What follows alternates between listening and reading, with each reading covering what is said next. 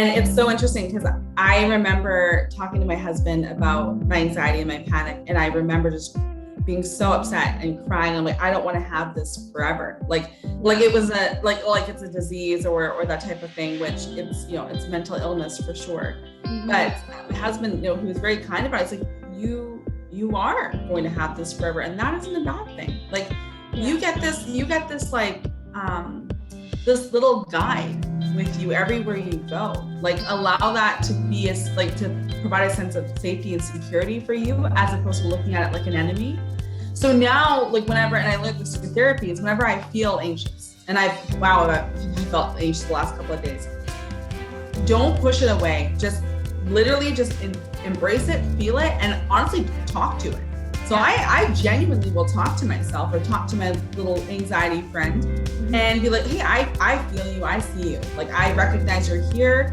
I know you think that this is really scary and really bad right now, but I think that we're going to be okay. Just like talking it through, right? Hello, everyone, and welcome to the One World Countless Story podcast with me, Selena Novello. Today, I have Kristen Driscoll. And I'm so excited. Actually, it's super funny how we met. We met in Europe, but we live 14 hours away from each other, which is so crazy. We're both from Canada, but we met in Europe. It just blows my mind. And I was doing a 15-day bus tour around Europe, and I happened to be on the exact same bus as her. And once we introduced each other, once we got to know each other, we immediately clicked. And let me tell you, Kristen has a heart of gold. She is so sweet. She is so authentically herself, and she just vibrates good, positive energy onto everyone. So I'm so excited to sit down with you, learn a little bit more about you and your story. Thank you so much. I'm so excited to be here. When you asked me, I was like, oh my gosh, this is so much fun. Yes, yeah. Hi. Okay, so my name is Kristen. I am 30 years old. I recently turned 30, so that's a huge life change for me. Just a couple weeks ago, actually. I have two really cute, fluffy cats and an amazing husband who was on the tour. It was our honeymoon where I met Selena, so super fun. And I grew up in the Kootenays, which is like 8 hours southeast in BC, British Columbia in Canada. Actually, I shouldn't really say I grew up there. Like, I moved to Port Moody when I was like 6 or 7 years old, but I really got a good feel for like that small town environment. The actual town is called Trail, and that's where I live with my parents and my sister, who is 2 years younger. Her name is Kayla. So we grew up there, and I really loved that small town feel, the community, just getting to know people really closely. Also just not having a lot of fear, like everyone kind of looked out for you. It's just so much different than city life, I would say. But yeah, so we actually moved there or from there when I was 6 years old. My sister would have been 4. And then we moved to Port Moody, where we then lived with my grandmother, who graciously took us into her custody. My parents at the time were battling some pretty serious addictions. So then my grandma took us in, and I've lived in the Tri-Cities area for the rest of my adulthood. My sister actually ended up moving back to the Kootenays to live with my mom when she was, if I had to guess, like 13 or 14 years old. Yeah. So we are separated now, but that's how I got here. And as far as interests, I love everything and anything creative. I am definitely a creative. I like to scrapbook. I like to design digitally. I like to draw. I like to plan. Literally anything that you can think of creative wise, I am totally into it. So yeah, there's a little intro. Yeah. And you are seriously such a great planner, by the way. Like, I love your planning. Like, we actually got to meet each other again and at her 30th birthday, and it was planned pretty fantastically, if I do say so myself. It was awesome. Thank you. So let's talk a little bit more about your childhood. Can you tell me what it was like growing up with parents that had addiction, and what your relationship was with your family and the dynamic? Yeah. What's so interesting is I reflect on this all the time.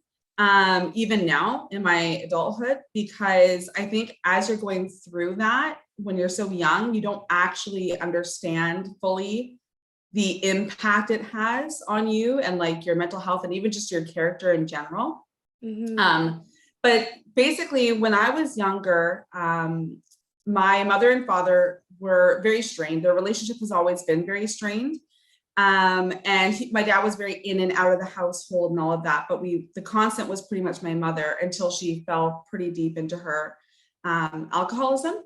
In which case we were really challenged, we being my sister and I, to come together and make the best of a really tough situation.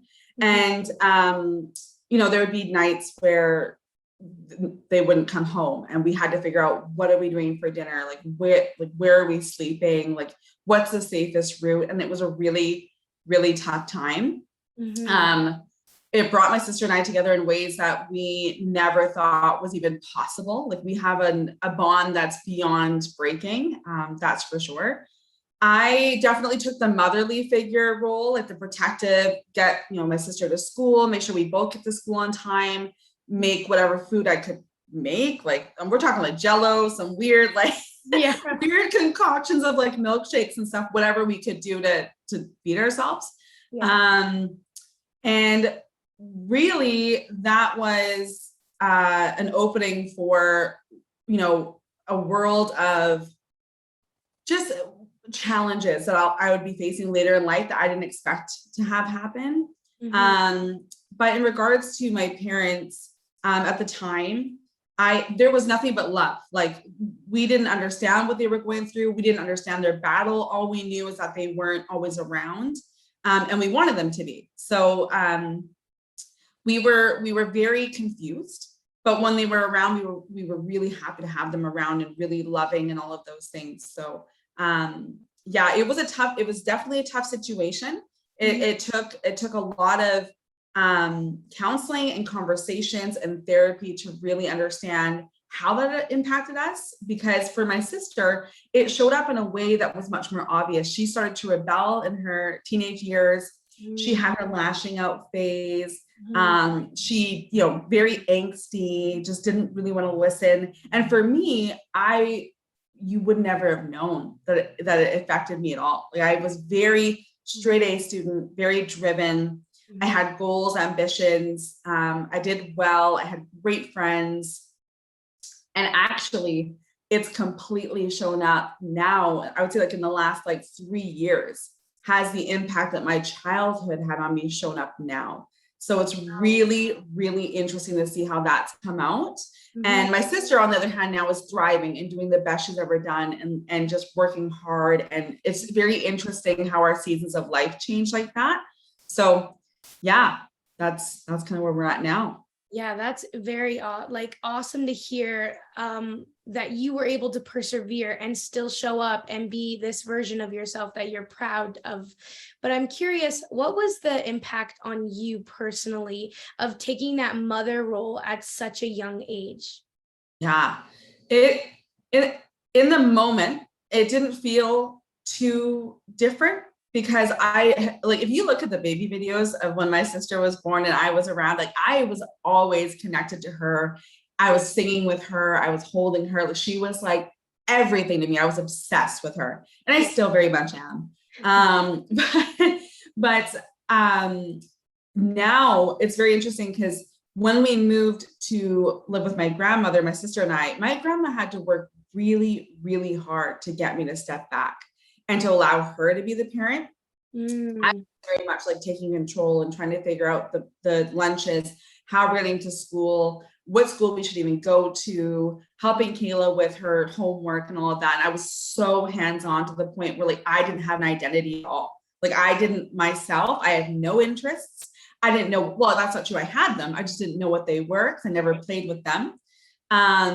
I didn't know who I was whatsoever. All I knew was that I had a younger sister that I had to make sure did well and I had to protect.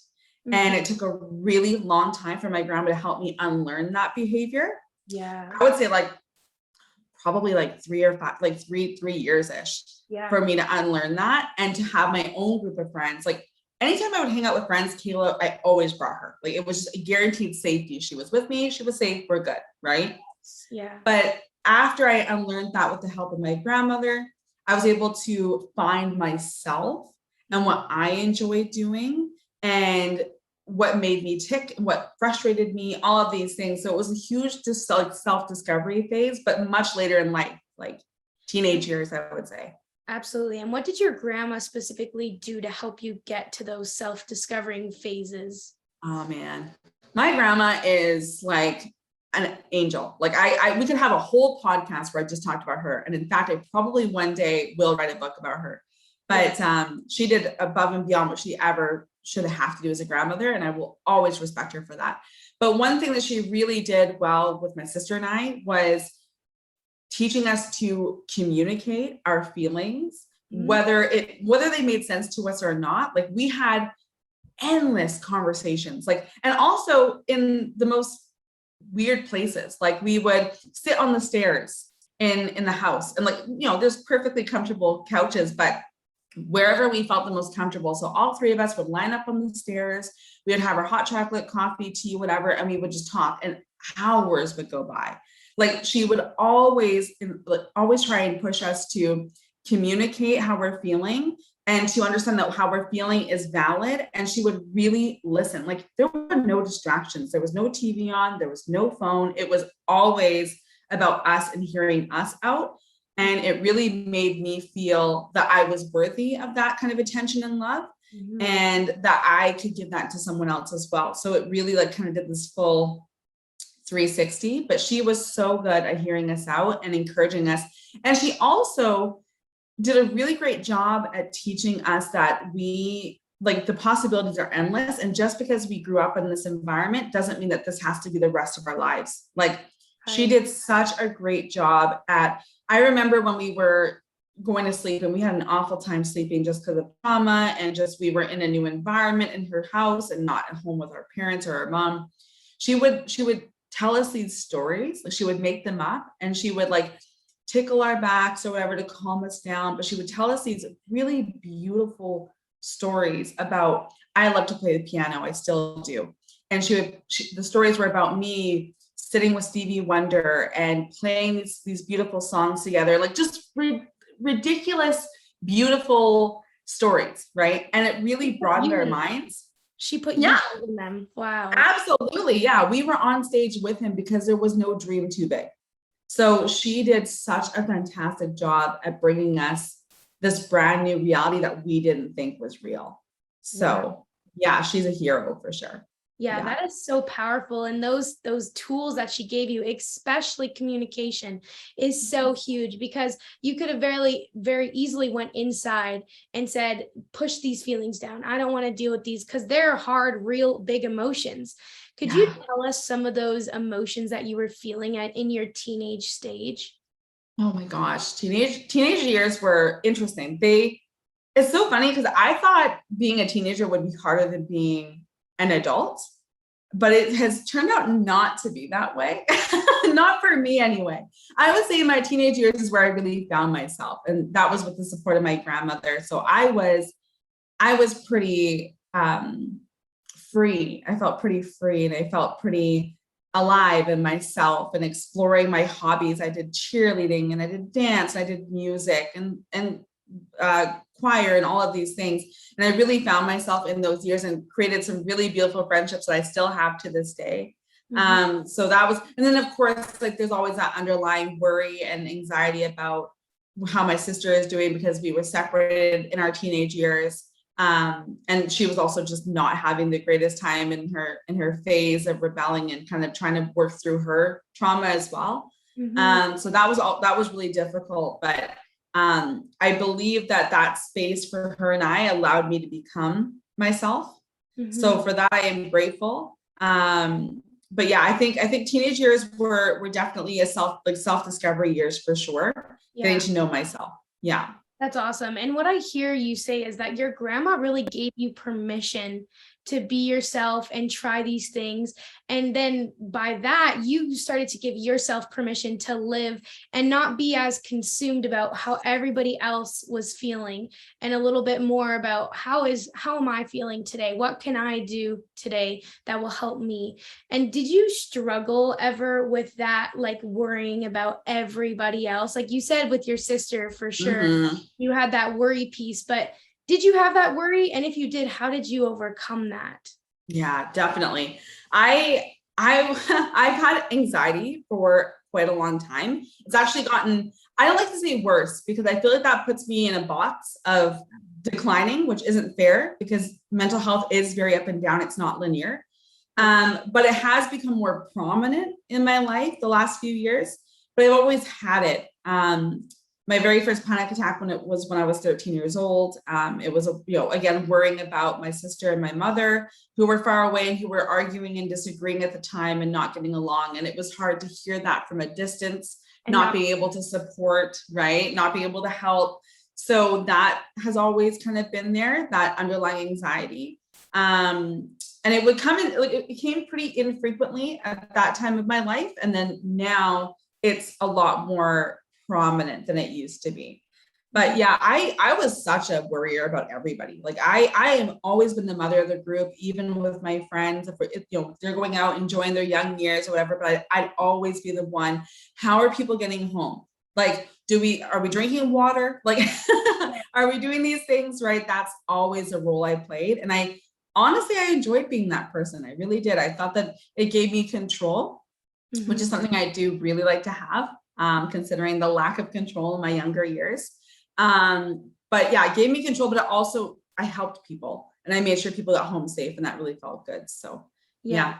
Oh, I can definitely resonate with that. And the control piece too, where you like, it's almost like this type, I don't know how to explain it, but like I find that I'm like a super planner, because I'm trying to control what I can control. And I find sometimes I like have had an extreme hard time letting go of control, especially of my future, especially like what's next, what do we do? And the control piece that lots of us desire can be so overwhelming, because a lot of the time you can't control anything. You can just control how you respond to the situation. So I feel like we can resonate with that a bit. And I'm wondering how that played out in other areas of your life, the control that you desired. Yeah, oh my gosh. Control is a tough one, because I don't know a single person who doesn't like to have that. I haven't met one. There are people that really need it to function. And then there are people that are like, so about it. Prior to the pandemic, because the pandemic shifted everybody in ways that we'll probably never fully understand. But prior to the pandemic, I was 100% that person that thrived and required control in order to function properly. So the issue with that is that when you don't have control over a situation, you completely crumble. Yeah. And that is exactly what happened to me. I was a manager at a wonderful company a couple of years ago, and I was climbing that corporate ladder. I was, getting these awards, and I was really working hard. I loved being a manager because it meant I helped people grow and to learn, and that was so fulfilling. However, simple things like someone calling in sick, right? You have no control over that whatsoever. It is absolutely going to happen. People have a right to do that when they're sick, especially now. Yes. Than before. But yeah, it's just things like that would be such a huge speed bump for me to get over. And it was so bad, actually, that it got to the point where I actually started taking things personally. Yeah. And I used to think, well, you know what? It's a Friday and so called in sick. Well, they must be trying to get a long weekend. It must be because they don't like me. It must be because they want me to have more work. It must be because they don't like my management style. So it totally spiraled into this awful kind of like monster inside of me that took everything so personally when I didn't have control. It was just an awful time. And it got to the point where that anxiety and that stress and that lack of control, which never went away because you'll never fully control anything. Yes. Completely, I don't want to say ruin that profession for me, but it definitely caused me to take a step back from what I was doing. Yeah. And realize that there's some work we need to do now, because if that's my instinct to go there, as opposed to being like, oh, I hope you feel better. I hope you know what I mean? Like how you probably should respond. That was a huge wake up call for me to work on myself and to figure out what's going on. So that, that's lack of control and needing and wanting control. It's really, really tough, but it's something that you have to push through and work on, because there's no possible way for you to control everything. Yes, exactly. Yeah. And I find with control, it's like a never ending project that you're working on. It's like if you stop working on it for a couple days, boom, I find myself going back in the old loop, back in the old way of thinking. Like, it's crazy because I wanted control over so many things throughout my own life as well. And I started getting panic attacks because of the lack of control. And it consumed my whole life. It consumed me. And it was making me a very a sad person. I was very sad. And I was getting these panic attacks and I was like, whoa. I've never experienced one of what's going on with me? Like, why do I feel these ways? And it's so important that we continuously work on it, because as soon as we, and it's a roller coaster, so it's going to go up and down. We're going to fall in and out of it. We're going to be tested. We're going to be given opportunities to thrive with it. But it's really, really, really a work in progress, like you're talking. And I love that you brought up that you took it personally. You would start taking things very personally. I do the exact same thing as well, where someone will look at me and I'll be like, internalize it. I'm like, oh my gosh, like this, it's like, it can be that extreme. And then in your head with anxiety, you start creating these stories that become more intense with that layer of anxiety. So I definitely can resonate and relate to what you're talking about, and think it's so important, because so many of us go through it, but not a lot of us can raise our hand and say, hey, I have these control issues. But what I really love about what you said is you kind of checked yourself and you were like, where can I work on myself in this? And I really, really love that you said that. And so could you go into a little bit more about that throughout your journey as a young adult as well, in you realizing and taking a step back and realizing, hey, I need some help in this area? Yeah. It's honestly, I'm going to be totally honest about this whole, I actually didn't check myself nearly early enough as I should have. My body actually did it for me, which I don't advise. I always recommend checking in with yourself as often as you possibly can. And now, again, in my adulthood, I'm going to be much more cognizant and much more aware to do that. But unfortunately for me, the check-in happened when the panic attacks were regular. Like, we're talking once or twice a day.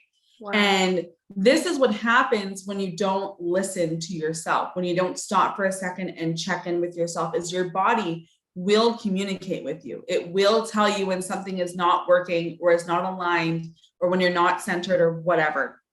And for me, I think I had been telling myself a narrative that I have been okay for years. And it has not been the case, because I wanted to be. Everybody saw me and my family as Kristen, this is so successful in regards to great grades and a piano player, and has a stable relationship and all of these things, right? And so that was the narrative that I was told. That's what I wanted to continue, and that was it. There was no ifs, ands, or buts about it.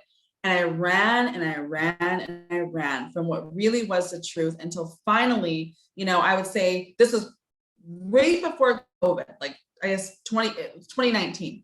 Yeah. And I was working, a steady job, and the anxiety and the panic attacks came at full throttle. Like, I'm talking panic attacks in a broom closet, because I just couldn't bear it anymore. And it was multiple times a day, and I had to walk away from that job entirely, and I had to take some time off. So when your body is communicating with you in that way, you need to stop. You need to check in with yourself and be like, okay, what's going on here, right? Mhm. So when all of that happened and my body was telling me that something was off and wrong, not that I necessarily knew what was wrong and off at the time, Right. I stopped.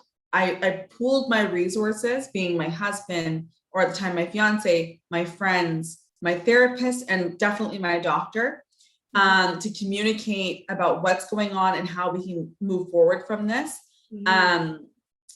And so it just took a lot of work, and it still is like we are work in progress 100%. We are not there. I don't even think that there is a there. Like if you have anxiety and panic attacks, you are going to have, I'm thinking of it now as like a little friend that's trying to keep me safe. Yeah. Because before it was not my friend and it was my enemy, but that's not a good way to think about it. No. It's my friend that's trying to keep me safe, trying to keep me. Yeah. And it's always going to be with you. And there's just, you have to be able to acknowledge that, accept it, and honestly embrace it. Yeah. And that's what I've learned the last couple of years, or I'm still continuing to learn. Right. So that's kind of where we're at right now. But I certainly, by no means, I wish I had checked in with myself sooner. Mhm. But my body had told me, okay, we're off, we're not okay, enough is enough.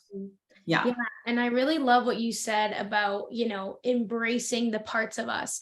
So I go to therapy quite often. And when I first went, well, I've been going for a very long time, but I took a break during COVID because everything was online. It wasn't my vibe.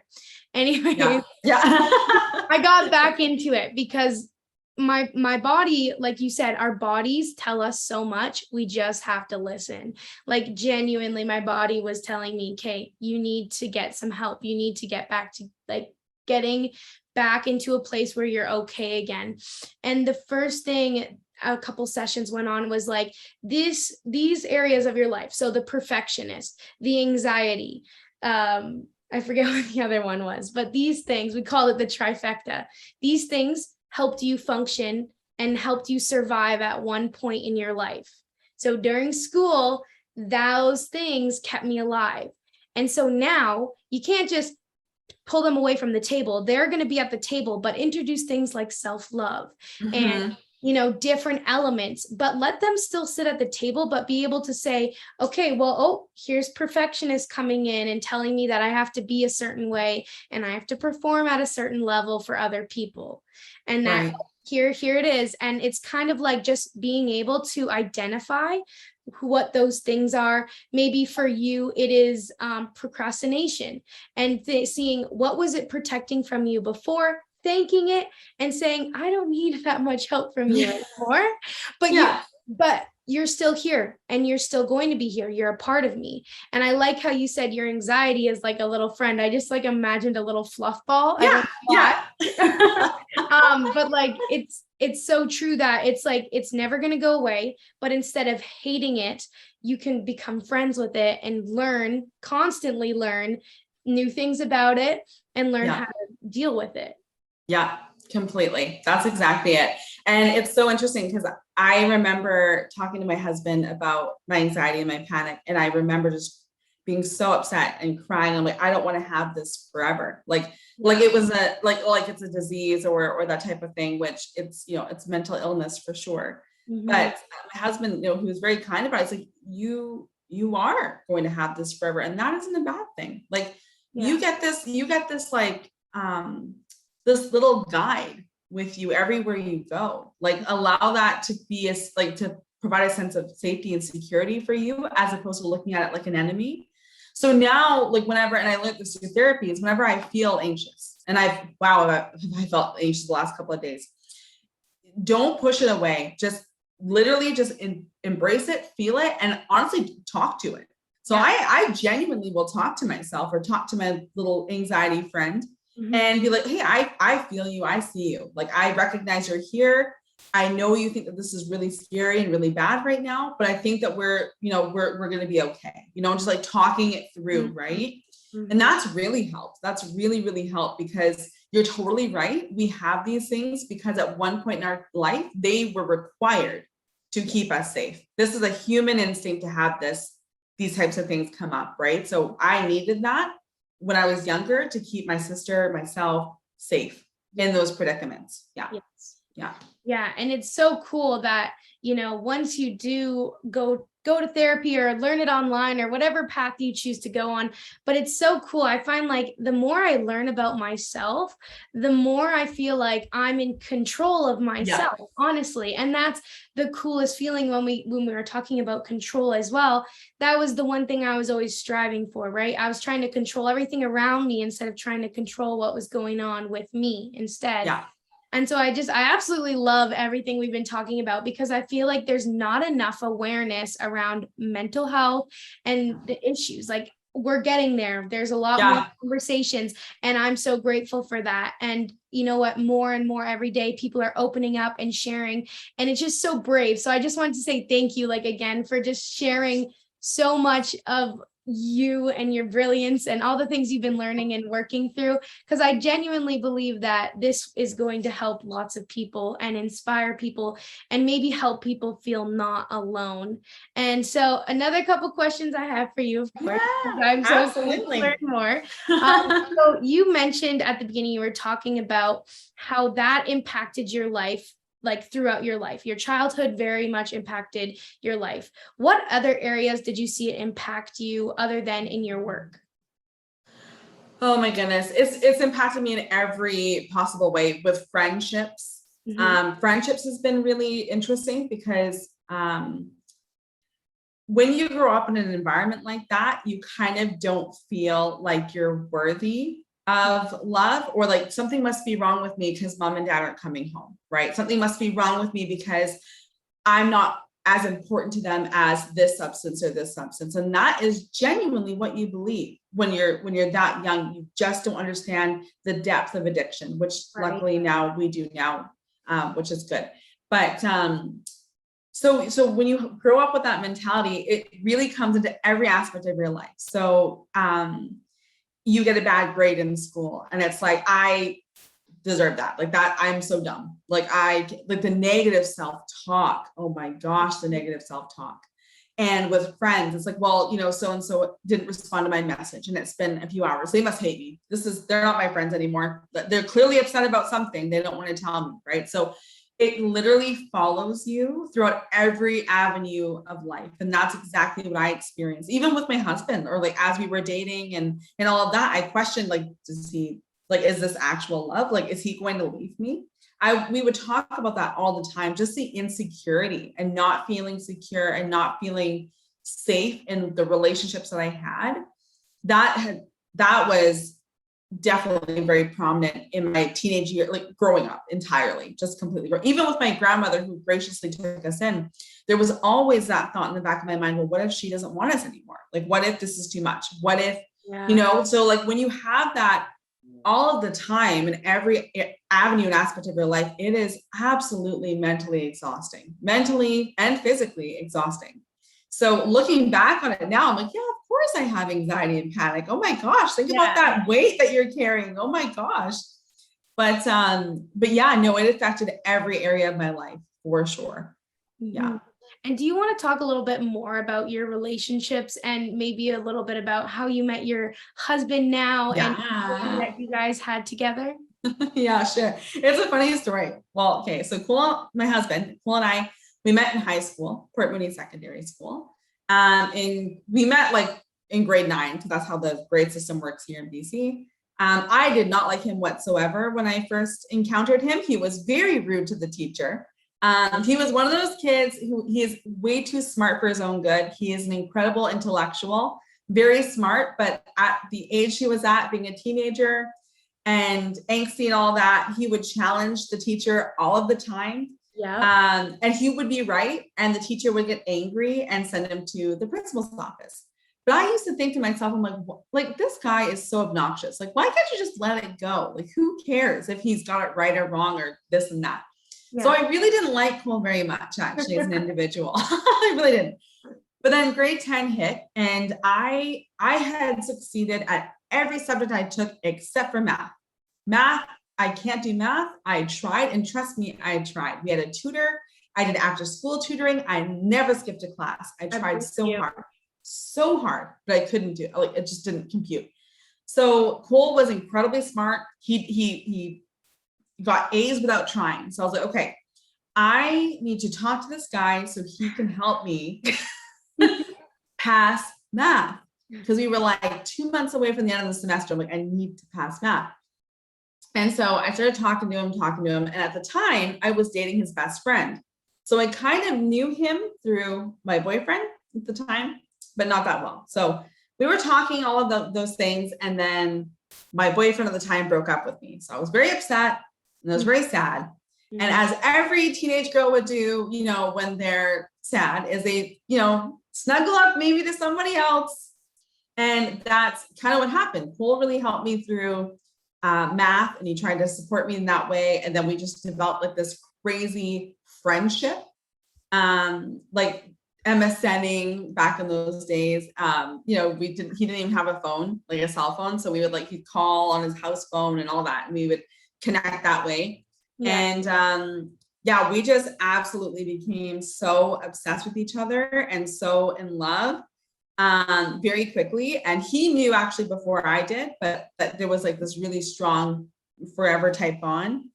But yeah, we've been together for 14 years, and it has been like the best 14 years. There's so many ups and downs, but man, there's a lot more ups than there are downs. And he is literally just the best human ever on the planet ever. Like I couldn't, like my grandma and him, they're very close. Like I'm his hugest fan. But yeah, that's how we met. Our relationship is amazing and strong. And he's currently in med school. So he's trying to help people in a more physical way, which is fantastic. And yeah, just so proud of that relationship. Yeah, it sounds like you guys really have a similar mission in life to help others, really. And that's like so beautiful to see. And I always love asking about relationships because I'm just so curious. I've never had one of my own, but I really love asking about relationships and how it went, and all the messy parts, but also all the good parts. So I'm gonna ask you if you want to answer. Yeah. What was some of like the hardest parts? Like I know you talked about a little bit of your insecurities and how that really affect the relationship, but how did you guys keep going and keep the love alive? Yeah. Oh my gosh. I have to give it to Cole because the amount of reassurance that man has had to give me is just next level for sure. So like that type of thing, like if somebody doesn't love you, they won't try, right? And with Cole, it's never even been a thought, but to continue trying and reassuring. I think that the biggest point of not conflict, tension between him and I would be the fact that our upbringing couldn't be more different. Right. And for the longest time, like I grew up in the way I explained earlier, very rocky, very unstable, scary, whatever you want to call it. Cole's very stable, great, stable parents, stable household, his sister, everything, like never having to worry when food's coming or if it's coming, just much more stable. So for a while, I actually resented him for that. I really did. I was actually like kind of upset. I was like, wait, you got a full deck of cards in your hand. Yeah. And we're playing a game of poker. You have a higher chance of winning. I'm missing a couple of cards here. I kind of don't like that. Yeah. I kind of don't like that. But then when we had these discussions about how that affected me and how I'm seeing it, he would always tell me like, absolutely, I had more cards in my hand than you did. But what you do with those two cards in your hand is what matters, because you can still win. Yeah. You can still win the game, right? So the way that you look at things, and I remember him telling me that and just being like completely just so shook by his words and so impacted, because he's right. And not to mention that he wants me to win. I'm not playing against him. We're playing together. So actually we have like a bunch of cards we're playing with now, right? So I would say, we communicated a lot. Like there was endless communication on this. There was endless talks about how I felt and how it impacted me. But the best thing he did was reassure me and made me feel a part of his family, which I am and which I was. But he would do everything in his power to include me in all of that. So I didn't feel so black sheep, I guess. Yes. Right. So that he did such a great job with that. And I am forever grateful to him for that. And I love his family dearly, and I love my family dearly. And we're just in a really good place, but it took a lot of communication and a lot of heated discussions, to be honest. Like, that's the way it is, right? You got to kind of go back and forth. There's a little bit of a ping pong game of words. And finally, it's really great when you hear like that, the combination of words that just hits you, where you're like, this all makes sense now. And Cole's really good at that because he doesn't speak without intention. Right. He usually says things with the fullest of intention. And I'm a little bit more reactionary. So, but yeah, he's very patient, and he's been able to communicate with me and make me feel safe and secure. So yeah. That's so awesome. And what would you say, like, the secret is to your guys' relationship? Like, obviously communication, like you said, but like, what would you say are some of the key foundation pieces of your relationship and how it's worked? Because a lot of time you hear like high school sweethearts don't normally last, or there's resentment, or there's issues. Like, how do you feel yours might be a little bit different in that foundation? Yeah. You know, I've had people ask me this question before, and like, the cop-out answer is always communication, because it is so important. But I would say too, like, you absolutely need to have like compassion and empathy in relationships. And not everybody knows the difference between those two things, but you do need to have both, and you need to practice them regularly. Cole and I are polar opposites. I'm a creative. I'm very talkative. I am outgoing. I'm an extrovert. He is an introvert, and he is very intellectual, and we're different. And a lot of people really doubted us just based off that alone, never mind the high school sweetheart thing, but we were just so different. But what we were able to do is connect and use each other's interests and use each other's strengths and like exploit them together. Like, it just was this perfect match of ingredients that made like us really grow and thrive together as human beings, but also like just being on the same page in regards to what you want out of life. We did that very early on. Like for high schoolers, we probably had that conversation a few months in. Like, we're talking like we wanted marriage, kids, yeah, sure. But above that, like what are our values? Yeah. Right. And those are ever changing, but we did discuss those together. And at the time for Cole, it was travel. It was education, right? Getting a good education. It was all these things. And for me, mine were different, but we were very aligned. And we check in with each other every year. We do a vision board every year together. And it's really funny, but it's really cute. Like, especially Cole's, it's so funny. But that way we are still forever aligned. So we have our different goals, we have our different ambitions, but we've done this together in a way where now I know what his is, so I know what he's going to prioritize. He knows what mine is, so he knows what I'm going to prioritize. And we're always on the same page, and we support each other through it. So I think it's just so important to check in with each other and to have that communication and to practice that empathy. And, you know, when that person is upset or crying, like be there, show up, be there. And it goes both ways, encourage it both ways. So yeah, there's so many things. It's like a big ingredient thing. Yes, of course. It's never just like one thing. Yeah. I love that so much. I love the vision board exercise so much, because when I think of making a vision board, I always say that you want to do it with others, so then they can help you stay accountable. But also in what you're saying is being a cheerleader and helping you align closest to your goals. And when you're aware of each other's goals, you know how to best support each other. And what I see in that is which I really think, which I have no experience, but I think very important from what I've heard, is when there's a couple that is willing to grow together, that is when there is success. And that is when there is that, like, you are able to stay together. When there is that growth, when you both want to grow and you both want to do different things, but you're aware of all of it. And so I absolutely love that. And I love your love story so much. I remember asking you guys about it right away. I was like, this is so cute. I can't handle it. Because I met them when they were on their honeymoon. I was a third wheel to the honeymoon, but the best third wheel ever. But it was just so cool, because you're right. You guys are so opposite, like genuine. He's more reserved and you're just like, woo! Woo, yeah. I love Let's go jump in the lake. Yeah. Exactly. And he's like, I'll record you guys. Yeah. I'll take pictures. Yeah, exactly. Yeah. No, Yeah. and I love to hear that, you're opening up about that there was struggles and it was not always easy. Mhm. You guys decided to work and communicate and work on it. And it just sounds like a beautiful relationship with all the ups and the downs. So I'm very happy for you guys. Thank you. Yeah, we're very lucky. We're super lucky. But yeah, don't be fooled, man. There's always ups, there's always downs. Yes. Absolutely. What Yeah. advice would you give to someone younger dating? Younger dating? Ooh, I would say always be like authentic, because playing a part or a role doesn't work. Trust me, I've tried it. I tried doing the ditzy cheerleader thing. Did not work. Attracted the wrong guys, the wrong things. I would just say be as authentic to you as possible, always. But especially if you're trying to find someone that you potentially are looking to be a life partner, just be 100% yourself. And I would say as well, like, I told this to my friend as well, because he's also trying to find someone.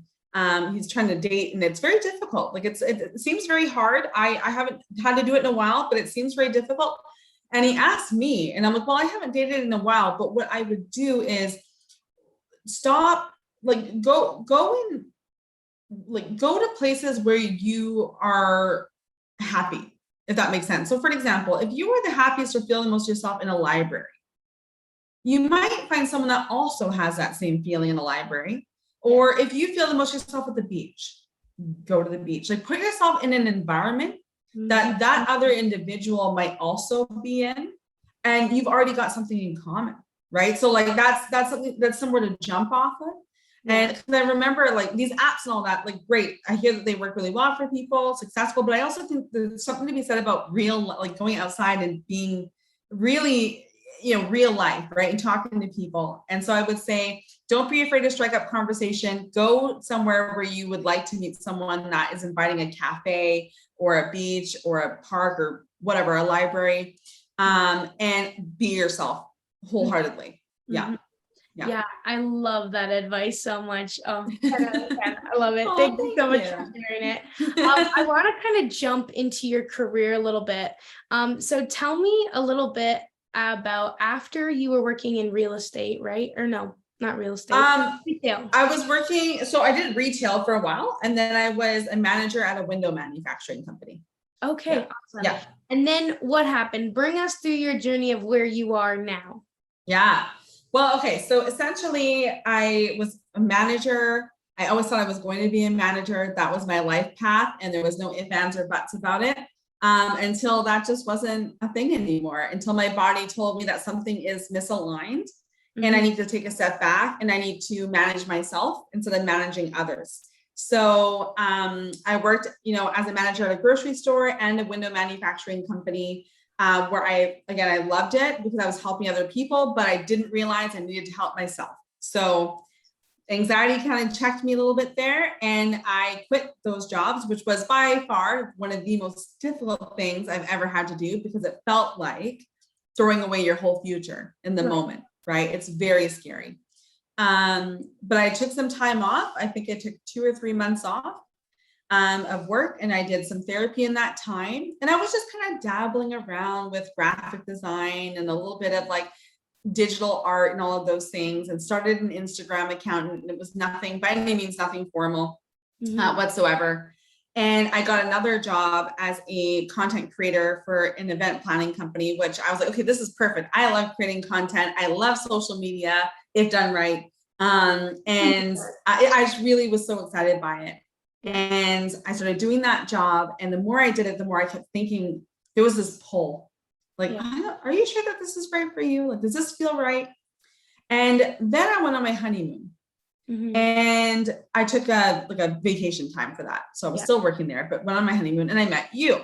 And I talked to you about this before, but I remember like having these deeper conversations with someone that you don't know very well, but feeling so incredibly comfortable talking to you about everything.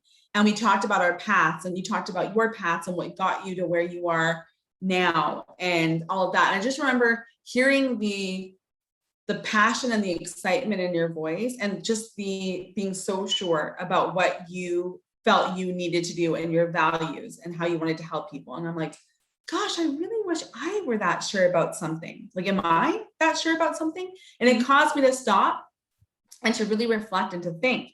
And I told you, I think I DM'd you this, but like after the trip, I was literally crying. I can't even tell you how much your message meant to me.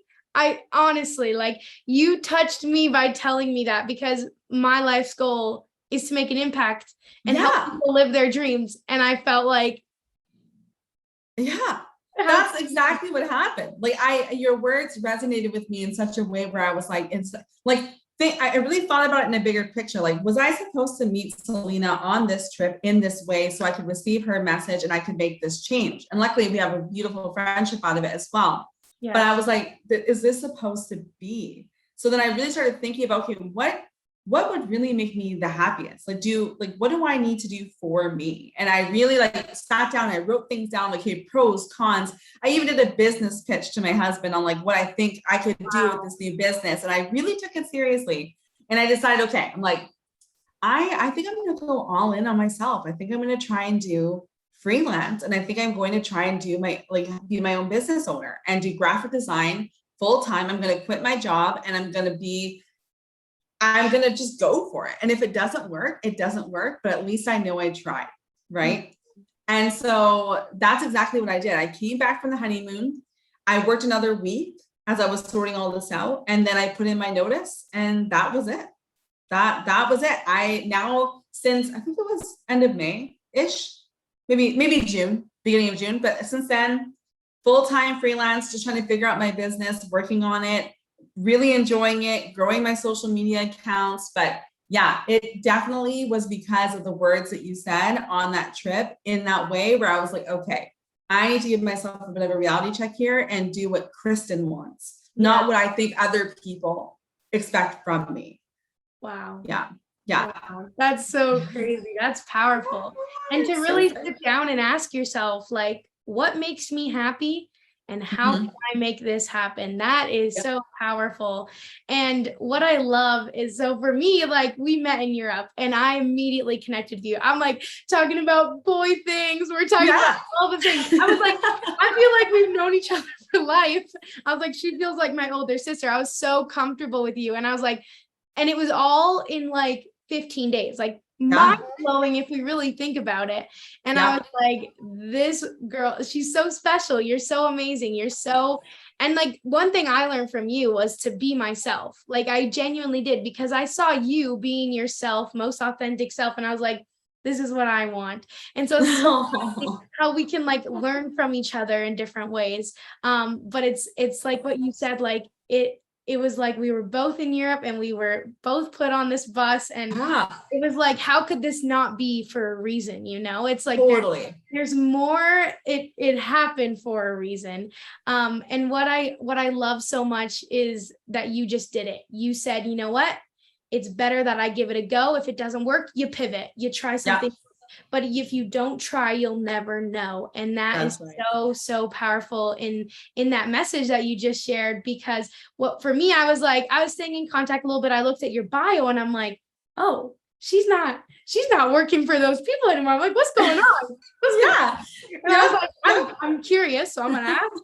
And that's how I find out. And she sent me the most beautiful message. And I literally was like, I was so emotionally grateful to have met you, because I feel like another thing was like, it reaffirmed that I am on the right path as well. And it was just like such a beautiful thing to receive. And I'm so proud of you, because guys, social media, like, she has worked for everything she's gotten, but it is blown up and it is the most beautiful platform. So why don't you give a little shout out? What's your username? So oh my gosh, you're so cute. A little shout out. My username on Instagram is @notagraphicdesigner, because it's just funny, because I am. But I thought it would be funny to use that. So that's what it is. And I'm pretty much only on Instagram. I do have a TikTok as well, if you want to go on there. But yeah, it's mainly Instagram. So It's so awesome. And so what has this last little bit of your chapter been like for you? You know, you're turning 30, you're starting your own business. What else, like, what has it been feeling like? What is your journey so far? I feel like the last few weeks, like since being 30 and all of this, I think that it's like realizing that you're never going to, there's no such thing as like having it all together. Like we're all literally learning and growing every single day. Like I always thought that you'd hit an age and you just like, that's it. Like you got it together. You got your money, you got your kids, you got your life, you know, that doesn't exist. Cause I thought by 30, my story was going to be so different.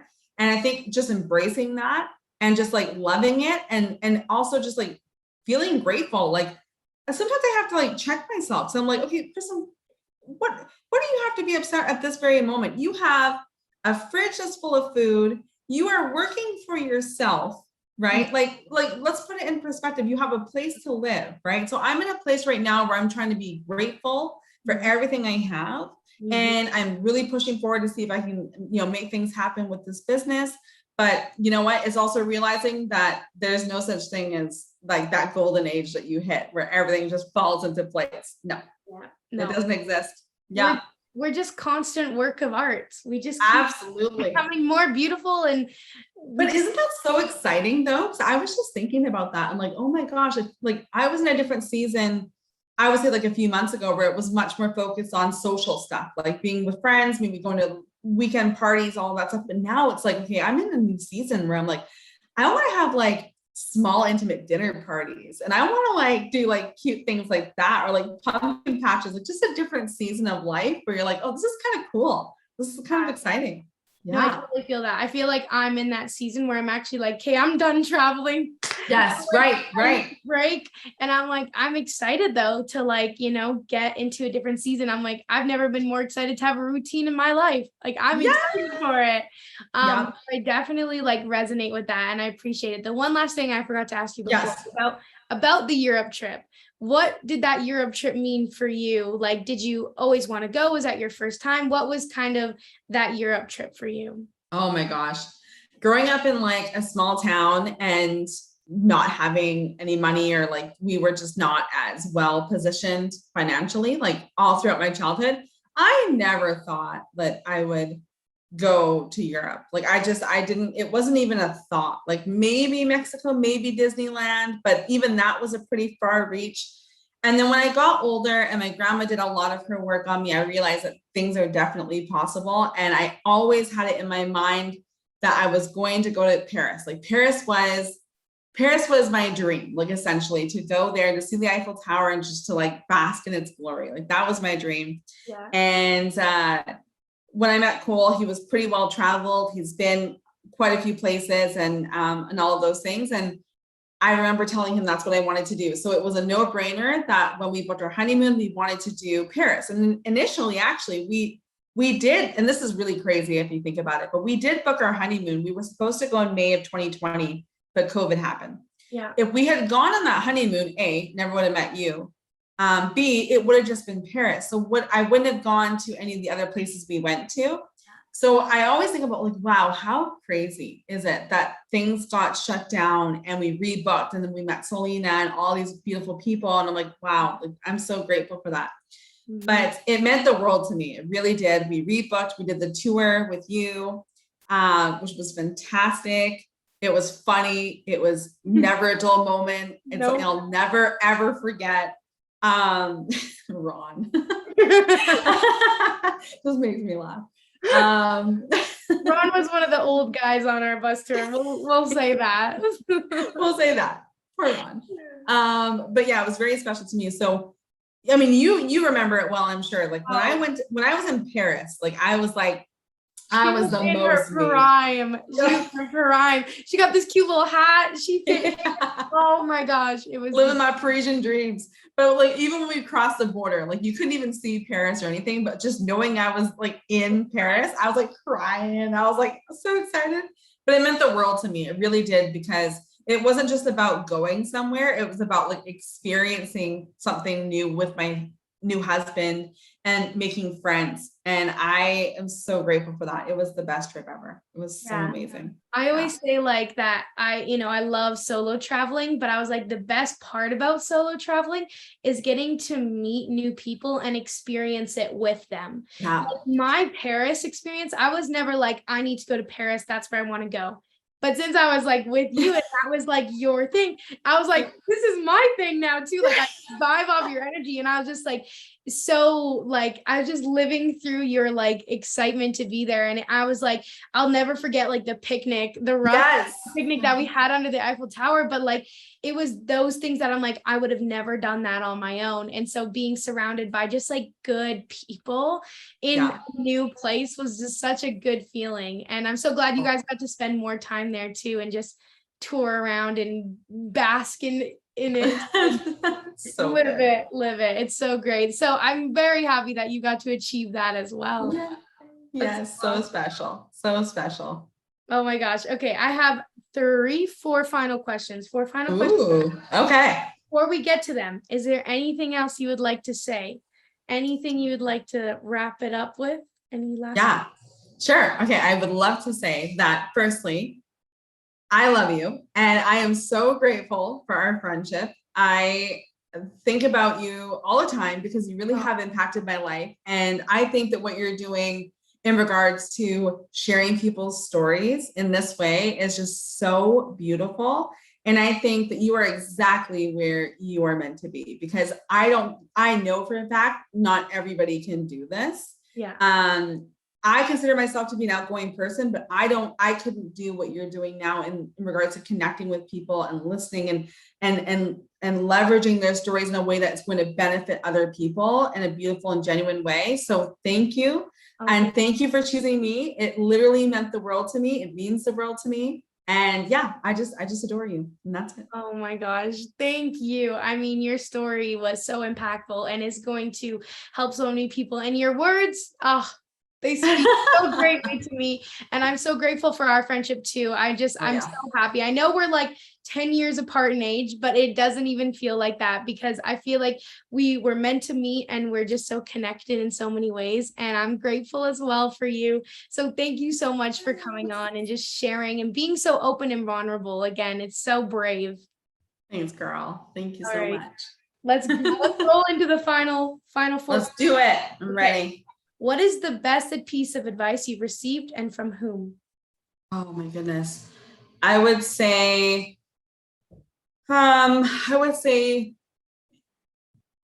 it probably would have to be from my grandmother. And that was like, there's no such thing as like, your dreams are valid. Your dreams are real. And there's no such thing as too big of a dream.